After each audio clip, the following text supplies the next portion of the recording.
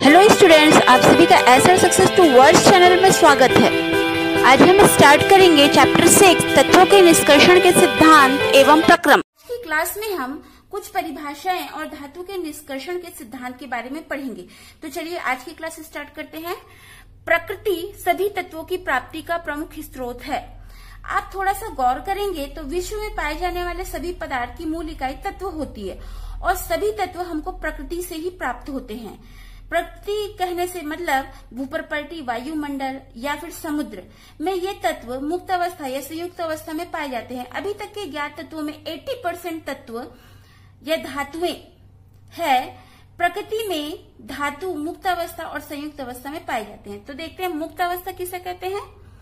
मुक्त अवस्था में कुछ तत्व विशेषकर धातुएं कम सक्रिय होने के कारण प्रकृति में मुक्त अवस्था में पाई जाती है। जैसे कि उदाहरण देखते हैं, silver, gold, platinum, carbon, sulphur आदि। इनको मुक्त अवस्था में क्यों पाया जाता है करके क्यों कहा गया? क्योंकि ये अम्ल, क्षार, पानी आदि से रासायनिक अभिक्रिया शीघ्रता पूर्ण नहीं करते हैं, इसलिए इनको मुक्त अवस्था के श्रेणी में रखा गया है। सेकेंड है संयुक्त अवस्था। संयुक्त कहने से तात्पर्य कि अधिकांश तत्व जो कि नमी, वायु में उपस्थित कार्बन डाइऑक्साइड, ऑक्सीजन से सरलता से रासायनिक अभिक्रिया करके यौगिक में परिवर्तित हो जाते हैं, इसलिए इसे संयुक्त अवस्था की श्रेणी में रखा गया है। इनको खनिज भी कहा जाता है और धातुएं संयुक्त अवस्था में प्रायः ऑक्सीकृत रूप में पाई जाती है। जैसे उदाहरण के रूप में iron oxide, aluminium oxide, tin oxide, manganese oxide. कुछ और परिभाषाओं को देखते हैं। खनिज। खनिज कहने से तात्पर्य है कि कुछ पदार्थों को खोद करके प्राप्त किया जाता है। तो हम इसको इस प्रकार से परिभाषित करते हैं। भूप्रपटि में प्राकृतिक रूप से पाए जाने वाले रासायनिक पदार्थ या यौगिक जिन्हें खनन द्वारा प्राप्त किया जाता है, खनिज कहलाते हैं। मतलब अभी हमने देखा कि प्रकृति सभी तत्वों की प्राप्ति का प्रमुख स्रोत है।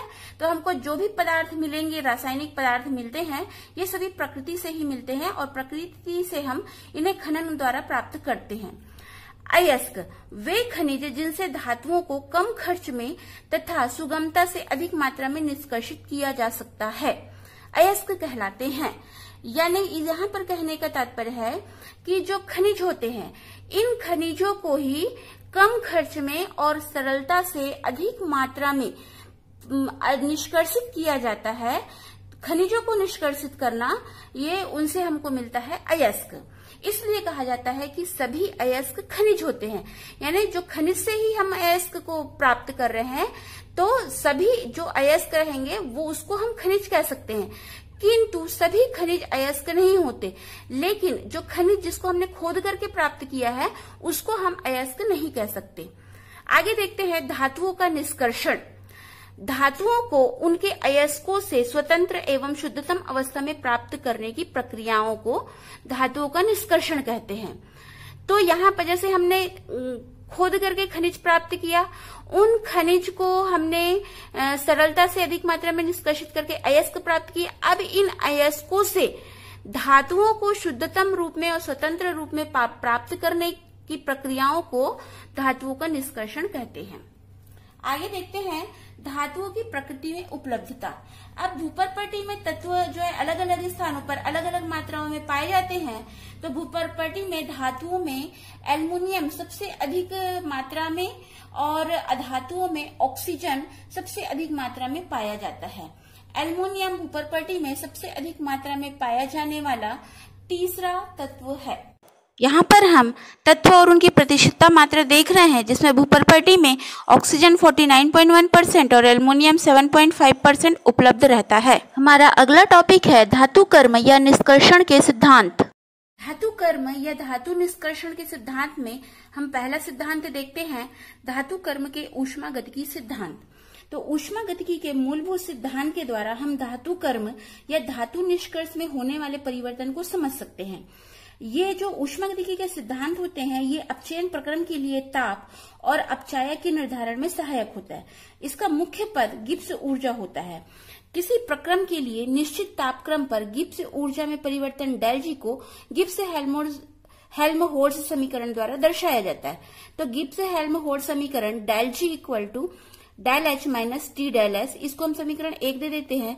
यहाँ पर del G equal to Gibbs ऊर्जा में परिवर्तन, del H equal to enthalpy में परिवर्तन, del S equal to entropy में परिवर्तन को दर्शाता है। तो किसी अभिक्रिया के लिए इस परिवर्तन को दर्शाए गए समीकरण से और अच्छी तरीके से समझा जा सकता है।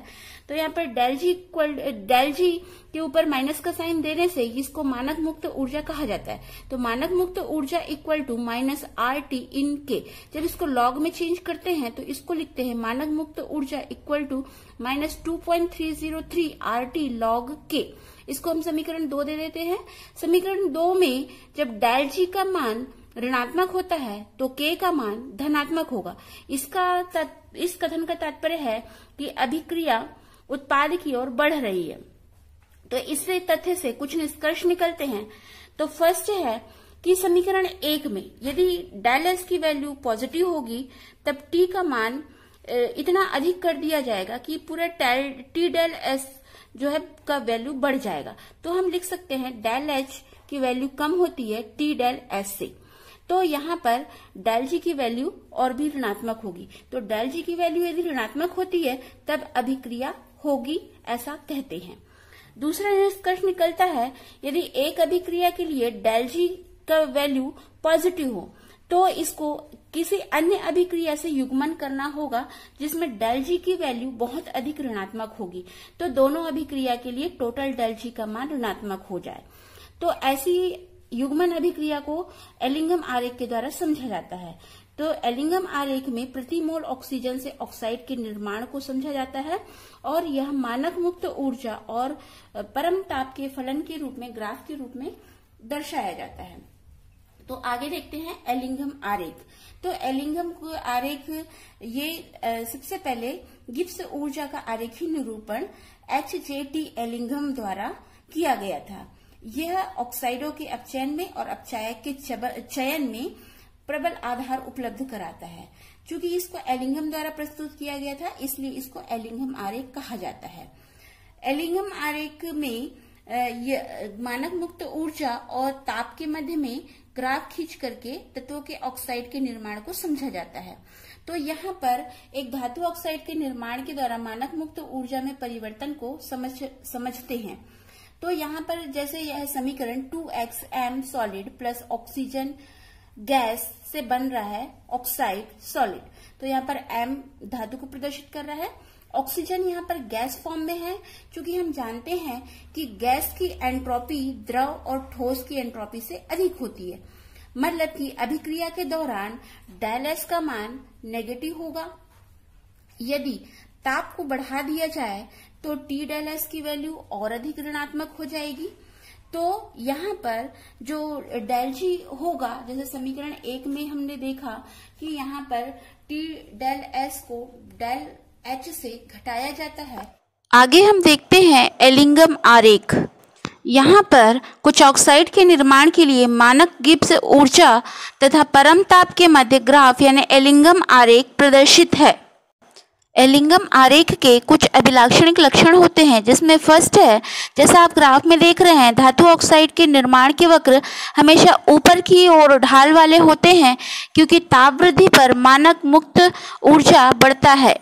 हम ग्राफ में देख रहे हैं कि कुछ वक्र में ढाल में अचानक परिवर्तन होता है क्योंकि धातु ऑक्साइड के गलन या क्वथन ताप पर होता है। डेल एस यदि उच्च ऋणात्मक हो जाती है तो मानक गिब्स ऊर्जा उच्च धनात्मक हो जाता है। ग्राफ में ऊपर की तरफ सिल्वर ऑक्साइड और मरकरी ऑक्साइड का निर्माण प्रदर्शित है जिसमें सिल्वर और मरकरी धातु के लिए उच्च ताप पर मानक गिब्स ऊर्जा 0 तक बढ़ जाती है, जो यह बताता है कि दोनों ऑक्साइड उच्च ताप पर स्वयं अपघटित हो जाते हैं और सिल्वर और मरकरी के निष्कर्षण के लिए किसी अपचायक की आवश्यकता नहीं होती है। यहाँ पर एलिंगम आरेख में कार्बन मोनोऑक्साइड के निर्माण का वक्र प्रदर्शित है। तो इसमें कार्बन मोनोऑक्साइड का वक्र नीचे की ओर झुकाव प्रदर्शित हो रहा है। इससे तात्पर्य है कि अभिक्रिया के दौरान एंट्रोपी में परिवर्तन में वृद्धि होती है। आरेख में प्रदर्शित है कि सामान्यतः निम्न मानक मुक्त ऊर्जा युक्त कोई धातु ऑक्साइड अधिक स्थायी होते हैं उच्च मानक मुक्त ऊर्जा के धातु ऑक्साइड से। आरेख में यह भी प्रदर्शित है कि सामान्यतः तत्व या धातु जो ऑक्साइड निर्माण में भाग लेता है वह आरेख में नीचे रखा जाता है, और जो आरेख में नीचे रखा जाता है वह आरेख में ऊपर रखे गए तत्व के ऑक्साइड को अपचयित कर सकता है। जैसे मैग्नीशियम धातु aluminium oxide, zinc oxide, iron oxide, cuprous oxide आदि को अपचयन कर सकता है, परंतु आयरन धातु जिंक ऑक्साइड, एल्युमिनियम ऑक्साइड या मैग्नीशियम ऑक्साइड का अपचयन नहीं कर सकता है। एल्युमिनियम धातु जिंक ऑक्साइड का अपचयन कर सकता है, परंतु जिंक धातु मैग्नीशियम ऑक्साइड का अपचयन नहीं कर सकता। आरेख की सीमाएं। अभी हमने एलिंगम आरेख के बारे में देखा, तो इस ग्राफ से यह प्रदर्शित होता है कि अपचयन संभव है या नहीं, लेकिन यह ग्राफ अपचयन प्रक्रम के दर के बारे में नहीं बताता है। सेकेंड, कि मानक मुक्त ऊर्जा का अभिव्यक्तिकरण मानक मुक्त ऊर्जा equal to -RT in K इस समीकरण पर आधारित है। अतः यह माना जाता है कि अभिकारक तथा उत्पाद साम्यावस्था में है, जैसा कि समीकरण में प्रदर्शित हो रहा है।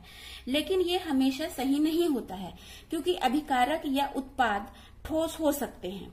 लेकिन यह समझाता है कि कैसे अभिक्रियाएं धीमी गति से होने वाली होती है।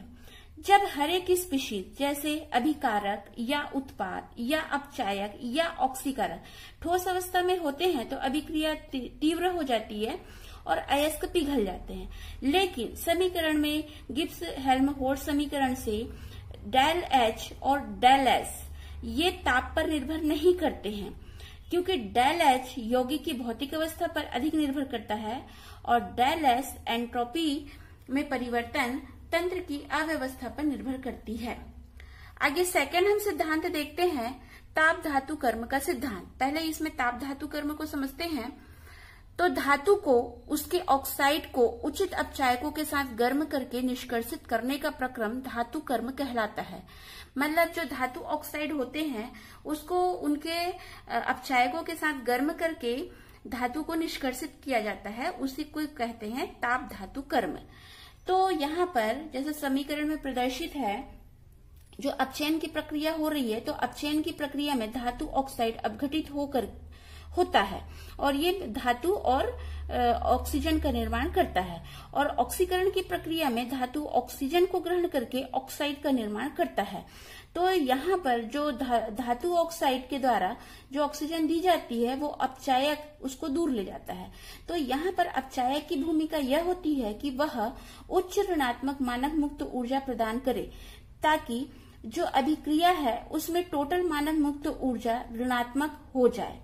तो यहाँ पर जैसे कार्बन मोनोऑक्साइड और कार्बन डाइऑक्साइड के निर्माण की प्रक्रिया प्रदर्शित है, तो जैसे यहाँ पर carbon solid plus half oxygen gas से कार्बन मोनोऑक्साइड गैस बन रहा है। यदि कार्बन डाइऑक्साइड में पूर्ण ऑक्सीकरण हो जाए तो समीकरण होगा half carbon solid plus half oxygen gas से हाफ कार्बन डाइऑक्साइड। यदि यहाँ पर कार्बन के स्थान पर अपचायक के रूप में कार्बन मोनोऑक्साइड का प्रयोग किया जाए तो समीकरण होगा carbon monoxide gas plus half oxygen gas से बनता है कार्बन डाइऑक्साइड गैस। तो इस प्रकार से हमको समीकरण 3, 4 और 5 मिलते हैं। तो समीकरण 3, 4, 5 में से यदि समीकरण 2 को घटा दिया जाए तो यहाँ पर समीकरण 6, समीकरण 7 और समीकरण 8 प्राप्त होता है। तो जो ये समीकरण 6, 7 और 8 है, ये धातु ऑक्साइड का मुक्त धातु में वास्तविक अपचयन का वर्णन करते हैं। यहाँ पर सामान्यतः अभिक्रियाओं के लिए जो मानक मुक्त ऊर्जा के मान की गणना है वो एलिंगम आरेख से मानक मुक्त ऊर्जा के मानों को घटाकर की जा सकती है। यदि ये मान ऋणात्मक है तब ही अभिक्रिया संभव होगी, यदि मान ऋणात्मक नहीं होगा तो अभिक्रिया संभव नहीं होगी। आगे देखते हैं ताप धातु कर्म के अनुप्रयोग। ताप धातु कर्म में एलिंगम आरेख की उपयोगिता धातुओं के निष्कर्षण में की जाती है। जैसे आयरन के ऑक्साइड से आयरन का निष्कर्षण, क्यूप्रस ऑक्साइड से कॉपर का निष्कर्षण और जिंक ऑक्साइड से जिंक का निष्कर्षण। तो आज की वीडियो आपको पसंद आई तो लाइक कीजिए, शेयर कीजिए और मेरे चैनल को फर्स्ट टाइम वॉच कर रहे हैं तो सब्सक्राइब कीजिए, बेल आइकन को दबाइए और इंस्टाग्राम पर मुझे सीमा साहू 179 पर फॉलो कीजिए। Thanks for watching this video.